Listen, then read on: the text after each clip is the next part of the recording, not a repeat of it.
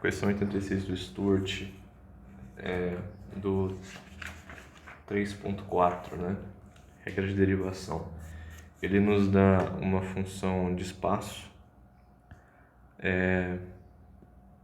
de uma partícula que está em uma corda que está vibrando. E essa distância dela, né? Essa equação da distância dessa partícula é S de t 10 mais 1/4 de seno de 10 pt. E ele fala para achar a velocidade após t segundos. E o S é medido em centímetros e o t em segundos. Então aqui a gente tem um S que está em centímetros e um t que está em segundos. Nosso gráfico de velocidade aqui seria dado... Aqui está parecendo um 5. Aqui.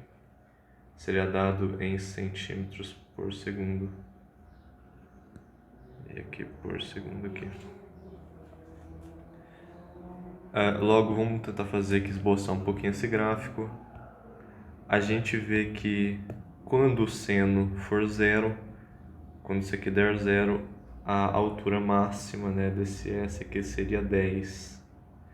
E quando ele for mínimo, que é menos 1, então seria menos 1/4, que seria 10 menos 0,25, que aumentando bastante a escala para dar para enxergar, né, daria 9,75.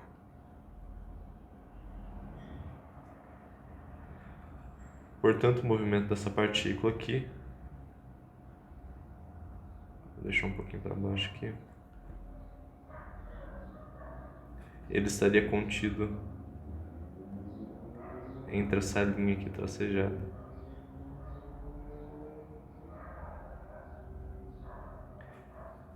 O movimento dele seria senoidal. A gente tem então que quando o t for zero, no tempo zero tudo isso aqui zera e ele está aqui no 10. E após isso ele começa o movimento senoidal, né?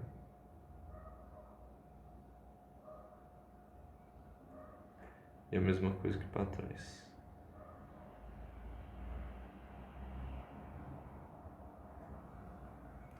Então observe que essa partícula ela fica indo até um ponto 10, né? E depois, calma aí, melhor. Essa partícula ela fica indo até um ponto 10, então ela estava aqui no 9,75. Depois ela volta, então ela fica nesse movimento, indo e voltando.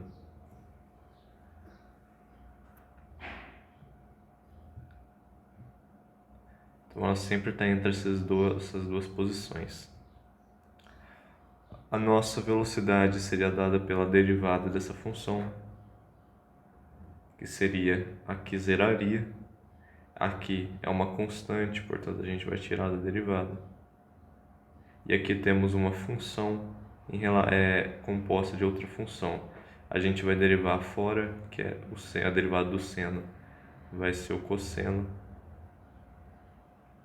E depois multiplicar pela derivada de dentro, que vai ser 10π. Claro que a gente derivou em relação ao tempo.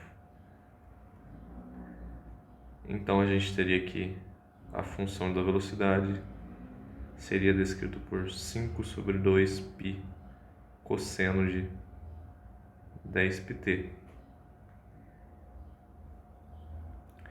Então, novamente, é um movimento senoidal, né?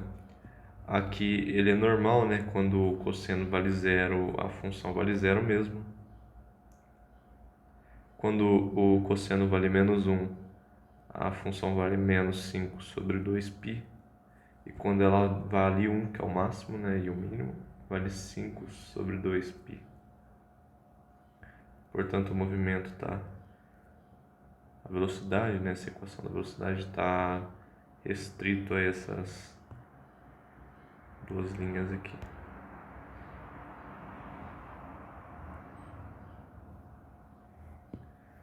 nós teremos então o cosseno de zero, né? Quando o tempo é zero, o cosseno de zero seria 1. Então fica aqui no 5/2. Então ele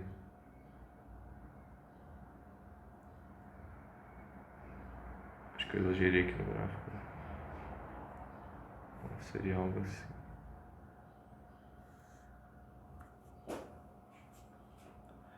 Então essa aqui seria nossa velocidade, né, em relação ao tempo. Então o tempo vai aumentando, ela vai perdendo, depois começa a ganhar de novo. E assim fica um ciclo infinito que condiz, né, com o que nós temos aqui.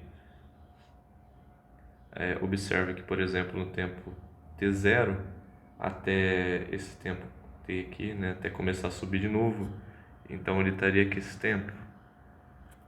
Essa pequena parte aqui, ó, ela seria correspondente a essa parte aqui.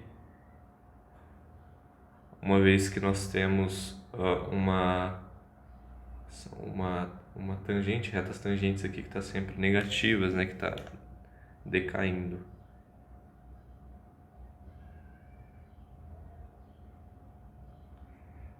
Então nós temos aqui, né, o que ele pediu. Nós fizemos uma análise do que está acontecendo nesse movimento também, né, para poder entender certinho o que está acontecendo. Então nós temos 5/2 cosseno de 10πt. E essa aqui é a nossa resposta.